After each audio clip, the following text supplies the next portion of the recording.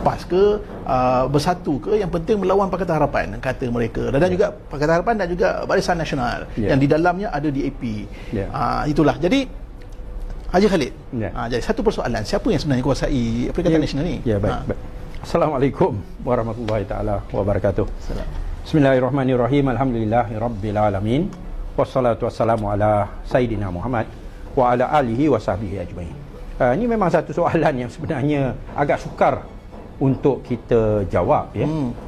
Tetapi lah, ya, apa yang kita nampak, PAS ni di kawasan yang dia kuat, ya, dia tak beri ruang kepada Bersatu, ya, dia tak guna pun lambang Perikatan Nasional, ya. Kalau di Kelantan dan di Terengganu tu, dia guna lambang PAS, ya.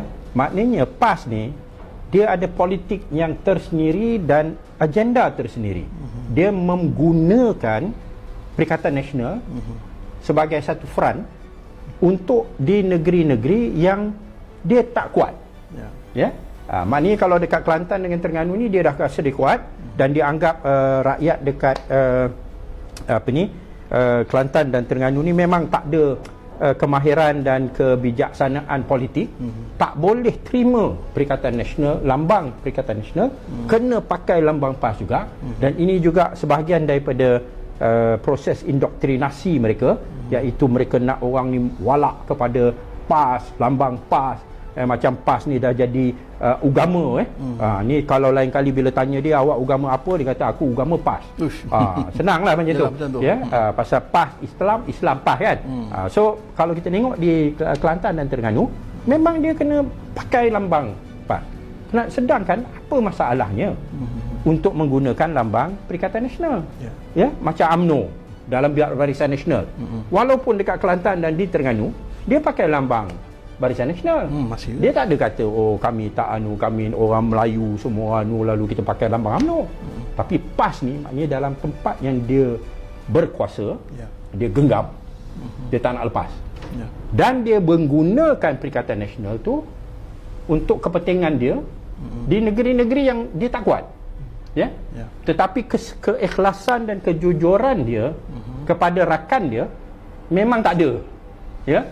Ni memang kita nampaklah yang kisah yang sebenarnya yang berlaku di Pulau Pinang. Dia tak ada keikhlasan dan kejujuran terhadap rakan.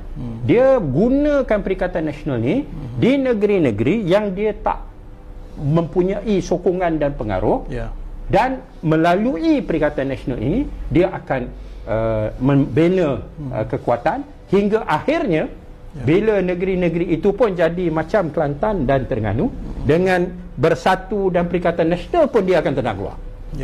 Ni saya nampak begitulah, ya. So ini bukan soal siapa menguasai Perikatan Nasional sangat, tetapi maknanya masing-masing ada agenda masing-masing. Tidak ada kejujuran dan tidak ada keikhlasan. Kalau nak katakan PAS ni setia dengan rakan, kita dah nampak, ya, dulu dengan Pakatan Rakyat, apa salah DAP? Daripada asalnya DAP memang dia tak setuju, ya, dengan soal perjuangan Islam, ya. Tu memang dia bukan parti Islam. Daripada awal lagi bila dia tubuhkan gabungan Pakatan Rakyat, dia dah kata kita setuju untuk tak bersetuju dalam soal undang-undang syariah dan sebagainya, ya. Sampai Karpal Singh kata over my dead body, dia kata. Tapi Tok Guru Aziz almarhum masih boleh mempunyai hubungan dengan Karpal Singh, pergi rumah dia untuk sambutan hari jadinya, pasal dia orang bukan orang Islam, dia ada dia punya politik dia sendiri, ya. So apa yang menjadinya ialah PAS ni dia bergerak macam licik, memperalatkan semua gabungan-gabungan yang perlu, yang ada untuk nak menguasainya. Dan bila dia dah rasa dah tak perlu, dia akan sepak keluar. Kalau kita tengok macam Perikatan Nasional sekarang ni pun, yang Perikatan Nasional ni di Pantai Barat memang ditonjolkan kepimpinan Muhyiddin, betul, ya. Ditonjolkan kepimpinan Azmin, Hamzah Zainuddin, Azmin Ali dan sebagainya kan. Tapi dalam parlimen pun ketua pembangkang Hamzah Zainuddin, kenapa tak Haji Hadi? Itulah tu. Kalau kamu nak pasal tak boleh. Tapi dia licik. Ya. Saya setuju pasal licik ni, pasal satu kebijakan kalau kata di pantai barat ini contohnya. Selain daripada nama-nama yang disebutkan tadi ya, Muhyiddin Yassin sebagainya, kelicikan bagaimana dia nak menguasai pemikiran orang Melayu terutamanya. Yang dia tonjolkan adalah pemimpin-pemimpin seperti Noh Humah. Sementaranya jangan dilupakan juga. Jadi mengharapkan satu gelombang daripada mereka yang keluar. Begitu juga Anwar Musa di Pantai Timur. Dia peralatkan orang-orang ini. Orang-orang ini pun nak cuba memperalatkan PAS untuk kepentingan peribadi, tapi tidak ada kejujuran dalam persahabatan mereka. Ya, saya boleh jaminlah ya, Perikatan Nasional ke dengan PAS ni dia takkan lama. Ya. Sekarang ni pun kita dah nampak. Kan? Ni yang berlaku di Pulau Pinang. Kebetulan dengan gerakan. Tapi gerakan ni dia masuk oleh kerana adanya Muhyiddin, adanya Hamzah Zainuddin, adanya Azmin Ali. Memang dia pun tak berapa selesa dengan perjuangan Islam, syariat Islam dan sebagainya. Dia orang pernah bawa ke mahkamah. Dia challenge, dia cabar. Bukan DAP sebenarnya. Bukan DAP, gerakan. Tapi inilah PAS, dia nampak dia boleh untuk pantai barat peralatkan Perikatan Nasional, dia akan buat. Tapi sebenarnya agenda dia yang di sebalik tu, pemikiran dia ialah dia nak PAS berkuasa seperti mana di Kelantan dan di Terengganu. Saya mungkin ada satu orang kata pandangan juga. Kalau kita lihat dalam gerak kerja atau dalam pilihan raya sekarang ini, kita memang tak nafi jentera PAS lebih banyak ahlinya yang membantu. Sama juga di Pantai Barat ni, apabila walaupun tengok kerusi di Selangor sebagai contoh ada 56 Dewan Undangan Negeri yang dipertandingkan dalam pilihan raya negeri, hanya 17 PAS bertanding. Selebihnya memang diberikan kepada Bersatu dan juga Gerakan kat situ. Kenapa PAS kalau dia rasa kuat mendominasi dan jenteranya yang ramai, bertandinglah banyak. Kan? Dia selama ni contohnya paling kuat melawan DAP. Kenapa tidak PAS meletakkan calonnya untuk menentang DAP sekali?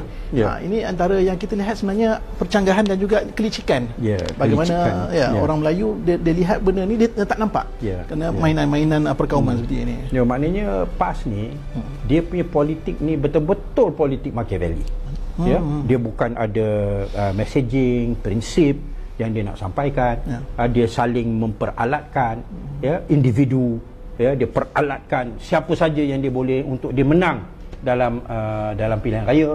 Termasuklah Tun Mahathir sekarang.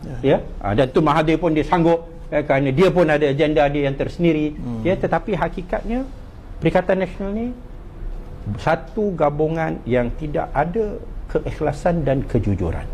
Dan tidak ada bukti yang lebih jelas selain daripada yang berlaku dekat Pulau Pinang di bayar lepas yang baru-baru ni. Maknanya dia boleh completely ignore lah. Itu presiden gerakan. Kamu tak kisah. Tapi saya itulah baru saja tadi sambil-sambil belik tadi dah di sinar, berita sinar yang tadi ni presiden gerakan dia menafikan. Bukan pasal dia dihalau. Dia memang janji nak jumpa dengan presiden PAS peringkat awal, tapi presiden kata jumpa malam tu. Yang mudah lepas tu kata datang 9.30 dan dia datang lewat. Ceramah dah bermula. Dia bermula dia tak naik. Tapi hakikatnya video ada memang di Malaysia kini kita boleh lihat secara jelas benda tu beliau dihalang. Dihalang. Dia dihalang. Dia anukan Idris Ahmad. Ayo no. Aduh, teruklah. Tak ada akhlak langsung lah. Tak ada akhlak. Ni bukan cara orang Islam layan tetamu. Walaupun sama ada jemputan ke tak ada jemputan, dia tetamu. Datang pada ceramah awak. Kan? Apa masalahnya? Tapi sikap yang seperti ini tidak menghairankan saya lah. Kerana PAS sekarang bukan macam PAS dulu. Tengok menteri besar yang jadi ikon dia pun kita dah tahu. Presiden dia pun, perangai dia pun tak hadir parlimen, makan gaji buta. Kalau kita lah orang Islam ni, kita rasa bersalah tau. Awak ahli parlimen, awak tak bagi parlimen. Itulah tu. Tak rasa bersalah. Pakai gaji buta. Ni yang masalahnya.